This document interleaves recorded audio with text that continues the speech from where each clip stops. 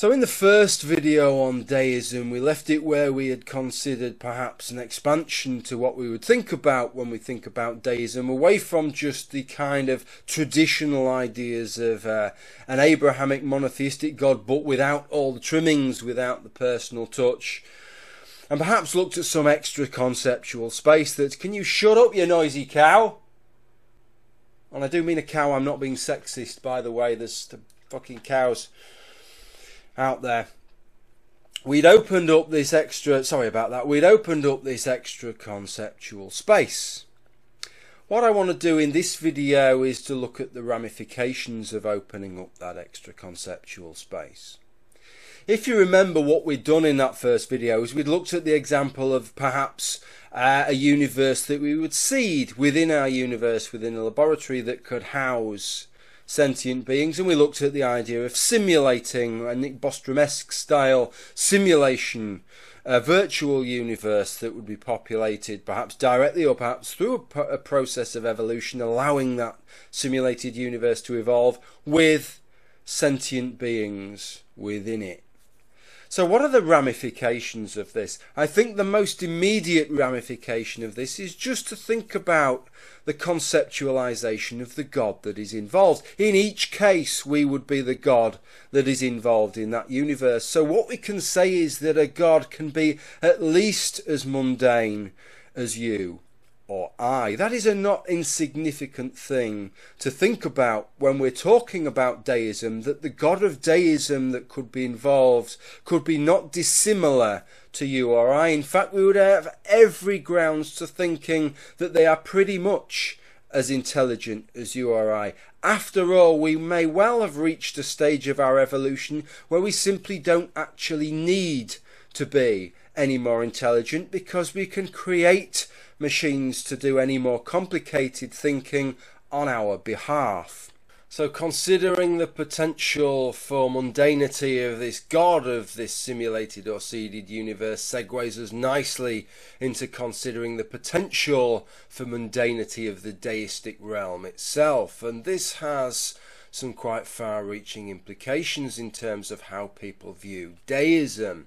If you leave to one side for a moment the idea of the simulated universe and think strictly amongst the idea of the seeded universe, seeded perhaps in a laboratory within our own universe, then consider the laws of physics that take place within the seeded universe, within the daughter universe, and the laws of physics that take place within the parent universe. Those laws of physics all stem from the same thing. They are all cut from the same cloth. They are all more of the same. Nothing is required more than materialism. And this is the important point, because it's often claimed, largely by people who view deism as simply involving some kind of Abrahamic monotheism, but without the personal touch, that to be a deist, you have to subscribe to the supernatural. But clearly no supernaturalism is involved here. It's naturalism all the way down. The idea that deism necessitates supernaturalism is false. I'd next like you to consider some of the characteristics that we tend to ascribe to gods, especially the superlative conceptions of God, such as atemporality or transcending time, such as omnipotence and omniscience. And I don't want to start getting into how we apply those superlatives to actual religions, because it's for those religions to ascribe those superlatives, but just to think to the extent of those superlatives and how what we're talking about here can impact upon them.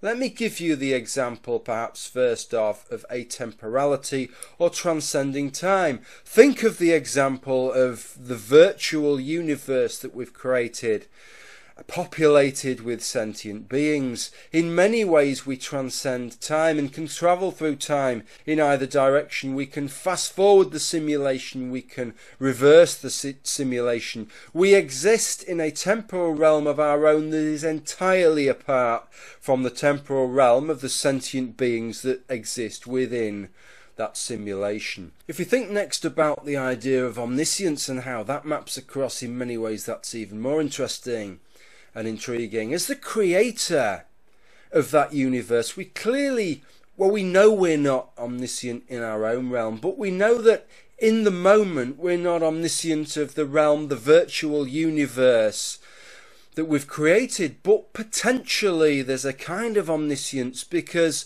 as long as the software and the hardware permit, we are able to interrogate the program, interrogate the virtual universe to find out whatever fact that we want to know about it. There is no fact of that universe that is outside of our purview, at least potentially.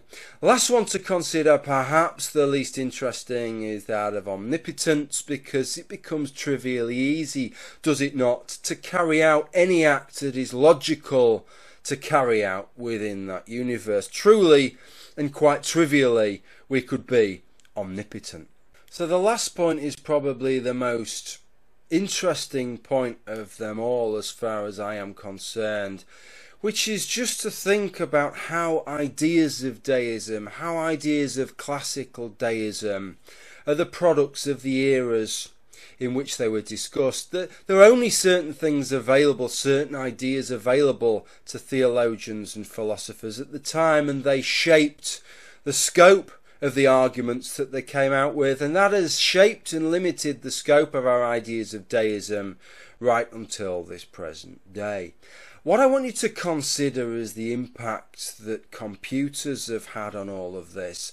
I literally couldn't have made this video without computers, and I don't mean that in the trivial sense that I need a computer to run my webcam, to encode the various video files that I produce, to upload the video for you to stream the video, for you to watch the video. What I mean is that without computers we wouldn't have the conceptual space of simulations, of virtual universes and of artificial intelligence that would allow the ideas that I've discussed, certainly with regards to simulations and simulated universes, to gain any traction. It would be really rather interesting to go back 100 years and try and make Nick Bostrom's simulation argument, or talk about us simulating universes and populating it with intelligences, and seeing if people really could even fathom out the kinds of ideas that were involved. My suspicion is that they would struggle, that computers and the understanding that we have as people who are computer literate, most of us have grown up with computers, is what has carved out this conceptual space that allows us to have these understandings that can in turn expand our understanding of what deism could involve. We now have that conceptual space.